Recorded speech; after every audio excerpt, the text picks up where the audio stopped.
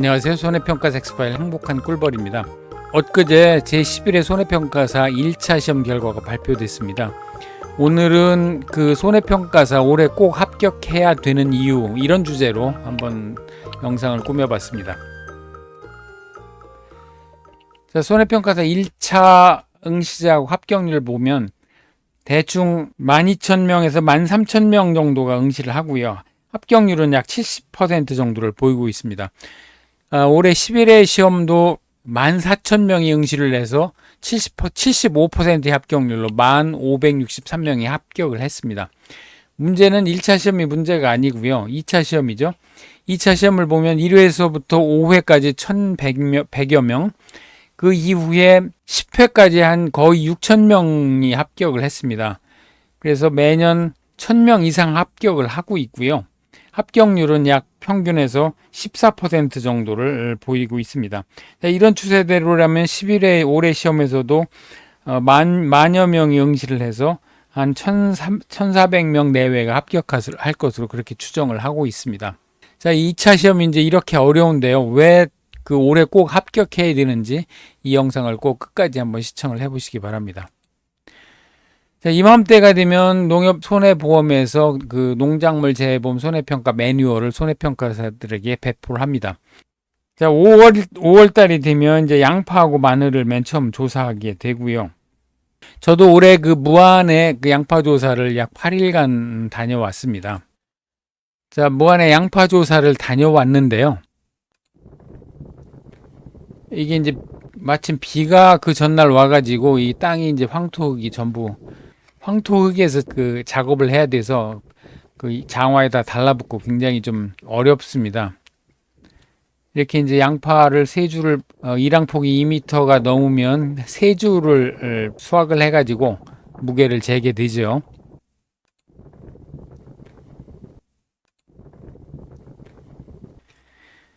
그리고 이제 약 6월 20일경부터 복숭아하고 자두를 지금 경북 의성에 조사가 예정돼 있고요. 7월 초에 과수 4종 중에서 이제 경북 영주에 조사가 예정돼 있습니다. 그런데 제가 속해 있는 지회가 한 250명 정도가 속해 있는데요. 이 전부 투입하면 며칠 그 조사를 못 한다고 합니다. 그래서 둘 중에 하나만 이제 나갈 것 같고요. 그렇다면 이게 한 일주일 정도, 둘 중에 하나, 일주일 정도 예상이 됩니다.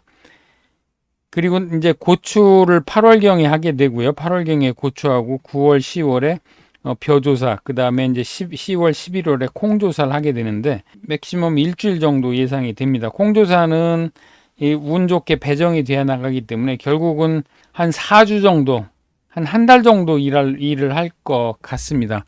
물론 이제 운이 좋으면 어떤 경우에는 나가면 재해가 심한 경우에 뭐 한 달씩 이렇게 계속 일하기도 합니다만 평균적으로 보면 한 달 정도 일할 것으로 그렇게 예상이 되고 있습니다. 자, 그래서 2025년 그 손해평가 매뉴얼을 배포를 했는데요. 이 내용을 보니까 그 내용이 품목이 추가되는 부분들이 있고 내용이 바뀌는 부분들이 있습니다. 자, 이 내용은 사실은 11회 시험에서는 해당 사항이 없습니다만 12회 시험, 그러니까 내년에 시험 보시는 분들은 이 바뀐 내용이 이론서에 반영이 될 거기 때문에 새롭게 추가해서 공부를 해야 되는 그런 부분이 되겠습니다. 한번 어떤 부분이 추가되고 바뀌는지 한번 살펴보도록 하겠습니다. 자, 상반기 농작물 재보험 개선 사항인데요. 신규 보장 품목이 있습니다. 생강, 참깨, 녹두가 추가가 됩니다. 그래서 현재 73개 품목인데 76개 품목으로 늘어나게 되고요. 2026년도엔 78개, 2027년도에는 80개 계속 품목이 늘어납니다. 이 품목이 늘어나면 새롭게 공부해야 되는 내용이 계속 늘어나는 거죠. 11회 시험만 해도 수박 3품목이 늘어났죠. 수박, 두릅, 블루베리.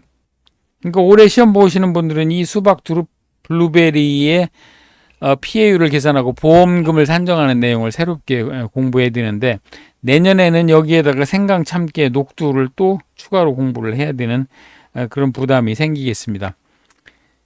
그리고 신규 보장 품목으로 노지에 이제 홍고추만 대상이었는데 풋고추도 해당이 되겠습니다. 11회 시험 에서는 시설에서 풋고추뿐만 아니라 홍고추도 보장하도록 이렇게 추가가 됐죠. 그리고 이제 전국 판매 전환, 이건 뭐 중요한 내용은 아닙니다만 보장 방식이 전환되는 품목이 있습니다. 그래서 생산비 보장 방식이던 단호박, 당근, 가을 배추, 가을 무의 경우에 내년부터는 수확 감소 보장 방식으로 전환이 됩니다. 이렇게 되면 이 부분의 수확량 조사하는 방법하고 보험금 산출하는 방식이 전부 바뀌기 때문에 이 부분 따로 또 추가로 공부를 해야 됩니다. 그리고 이제 6번에 보면 사과 다축재배 표준 수확량을 신설한다는 이런 부분이 있습니다. 사과 다축재배가 뭐냐면, 자, 기존 사과는 사과나무가 있으면 여기에 그 가지가 이렇게 방사형으로 뻗어 있는 그런 형태죠. 그런데 이 다축재배는 유목일 때 이렇게 구부려 가지고 여기에서 주지를 몇 개를 받습니다. 여러 개로 받아서 키우는 이런 방식이 되는데, 이런 그 다축재배가 늘어나고 있다고 합니다. 그래서 이 다축재배의 표준 수확량도 새롭게 추가된다는 그런 내용이 되겠습니다. 그래서 이 경우에 이제 표준 수확량이 추가되면 평년 수확량도 변경될 가능성이 있고요. 그래서 이 부분도 유의해서 봐야 될 부분이 되겠습니다.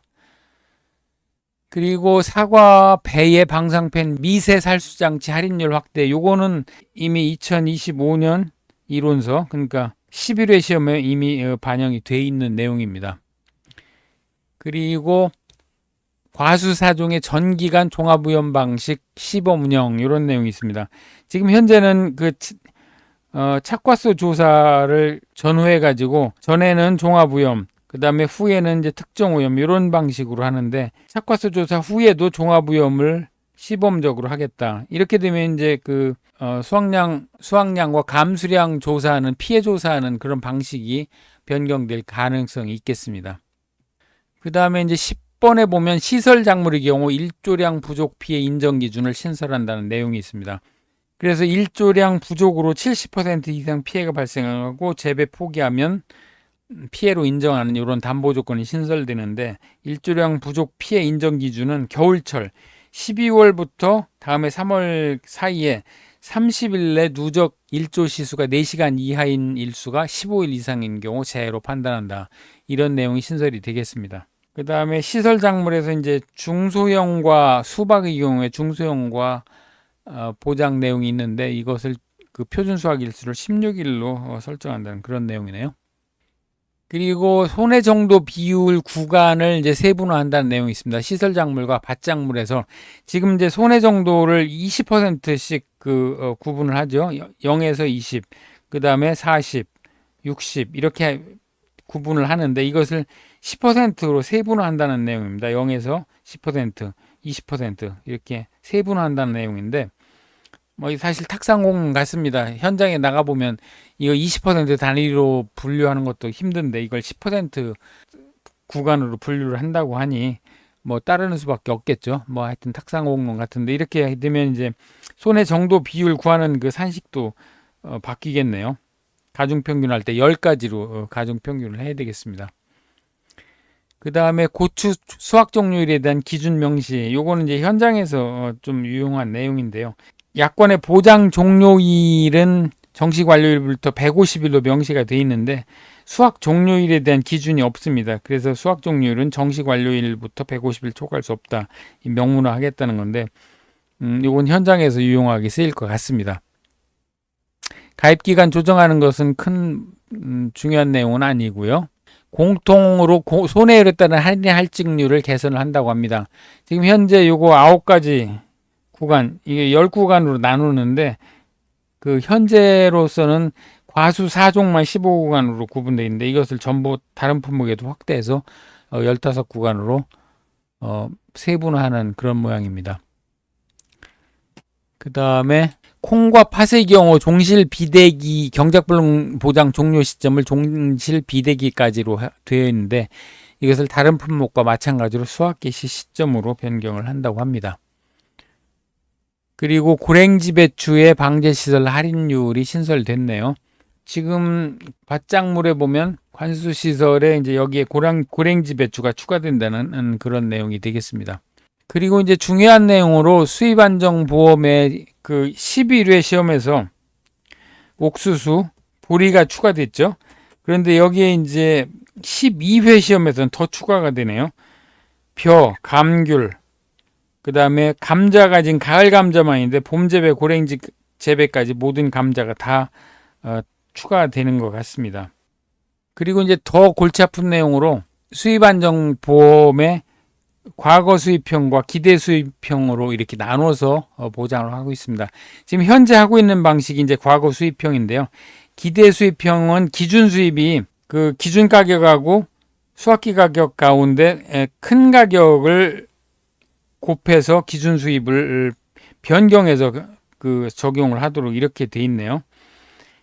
그리고 이제 평년 수확량도 기준 가격이 나오면 평년 수확량도 다시 산출을 해가지고 이게 큰 경우 기존 평년 수확량보다 큰 경우 작은 경우로 나눠서 보험금을 다시 산출하도록 이렇게 복잡하게 변경되는 것 같습니다. 현재는 약관이 개정된 약관만 이 내용이 있는데 아마도 전 품목, 그러니까 농업 수입 안정 보장의 대상 전 품목을 대상으로 해서 과거 수입형과 기대 수입형으로 나누는 것 같습니다.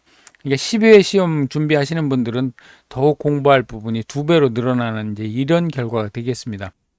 그래서 그렇지 않아도 이게 이제 그 10회 시험에서 여기 10회 시험 기출문제 예시인데요. 이렇게 그 지문이 굉장히 그 많습니다. 조건 1부터 4까지 주고 뭐 1, 2일 때 조건 1, 2일 때 구하고 1, 3일 때 구하고 이런 식으로 이제 나왔는데 문제가 어렵지는 않습니다. 기본적인 개념을 물어보는 문제인데 이 시간 압박으로 난이도를 조절하는 이제 이런 형태로 출제가 됐는데요. 11회 시험에서도 역시 마찬가지로 그 1회 합격자가 10,000명 정도 되기 때문에 시간 압박으로 난이도를 조절할 것 같고요. 12회에서는 앞에서 살펴보신 대로 여러 가지 품목도 추가되고 내용도 변경되는 부분이 꽤 있기 때문에 역시 마찬가지로 공부할 부분이 늘어날 것으로 그렇게 예상이 됩니다. 그래서 지금까지 살펴본 바와 같이 11회 시험 준비하시는 분들은 올해 꼭 합격을 하셔야 되고요. 그렇지 않고 내년으로 넘어가게 되면 이런 부분들 시험 공부하는데 어려운 부분이 되겠습니다. 자, 하여간 1차를 합격하시고 11회 시험을 준비하는 분이시라면 손해평가사 수입도 뭐 그렇게 늘어나기보다는 이제 줄어드는 추세고 하기는 하지만 이왕 시험 준비를 하신다면 약 80일 정도 남았는데 2차 준비를 잘 하셔가지고 2차 시험에 꼭 합격하시기를 바라겠습니다. 자, 지금까지 손해평가사 올해 꼭 합격해야 하는 이유에 대해서 살펴봤고요. 그럼 저는 다른 영상에서 다시 찾아뵙도록 하겠습니다. 지금까지 손해평가사 엑스파일 행복한 꿀벌이었습니다. 고맙습니다.